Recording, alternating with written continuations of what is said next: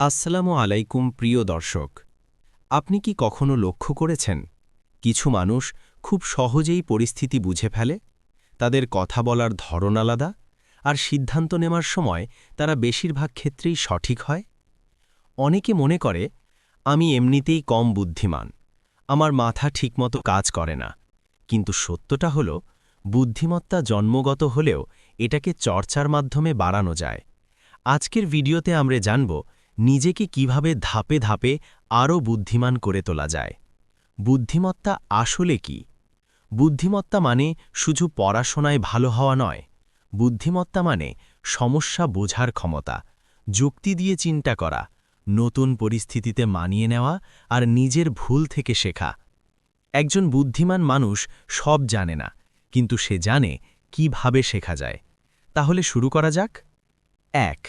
নিয়মিত পড়ার অভ্যেস করে তুলুন। বুদ্ধিমান হওয়ার সবচেয়ে শক্তিশালী অভ্যেস হল নিয়মিত পড়া। বই পড়লে চিন্তা গভীর হয়, দৃষ্টিভঙ্গি বড় হয় আর সিদ্ধান্ত নেওয়ার ক্ষমতা বাড়ে। প্রতিদিন অল্প হলেও পড়ুন। যে মানুষ বেশি পড়ে সে ধীরে ধীরে অন্যদের থেকে আলাদা হয়ে যায়। ২. প্রশ্ন করার অভ্যেস করুন। বুদ্ধিমান মানুষ সব কিছুকে প্রশ্ন করে। কেন এমন হলো? এর পেছনের কারণ কি? আমি কি অন্যভাবে ভাবতে পারি? সবকিছু অন্ধভাবে বিশ্বাস করবেন না। প্রশ্ন করুন, ভাবুন, যাচাই করুন। প্রশ্ন করাই বুদ্ধিমত্তার শুরু। ৩. বুদ্ধিমান মানুষের সাথে সময় কাটান। আপনি যাদের সাথে বেশি সময় কাটান, আপনি ধীরে ধীরে তাদের মতোই হয়ে যান। নেতিবাচক মানুষের সাথে থাকলে আপনার চিন্তাও নেতিবাচক হবে, আর চিন্তাশীল মানুষের সাথে থাকলে আপনার বুদ্ধিমত্তাও বাড়বে। ৪. নিজের চিন্তা লিখে রাখার অভ্যেস করুন। নিজের চিন্তাগুলো লিখে রাখার অভ্যেস করুন। লেখা মানে নিজের মনের সাথে কথা বলা।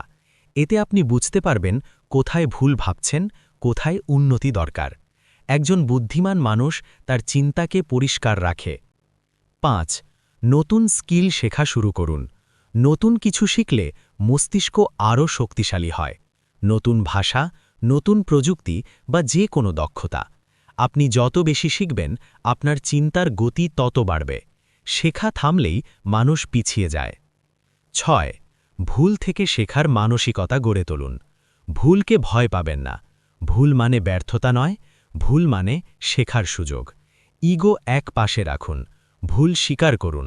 এটাই একজন বুদ্ধিমান মানুষের পরিচয়। ৭. শরীর ও মস্তিষ্কের যত্ন নিন।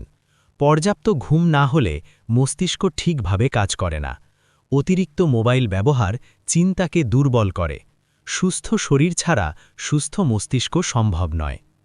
শেষ কথা, আপনি যদি প্রতিদিন নিজেকে একটু ভালো করার চেষ্টা করেন, একটু বেশি শেখেন, একটু সচেতনভাবে ভাবেন, তাহলে একদিন আপনি নিজেই বুঝবেন আপনি আগের মতো নেই। বুদ্ধিমান হওয়া কোনো জাদু নয়, এটা প্রতিদিনের ছোট ছোট অভ্যেসের ফল। ভিডিওটি ভালো লাগলে লাইক দিন, চ্যানেলটি সাবস্ক্রাইব করুন।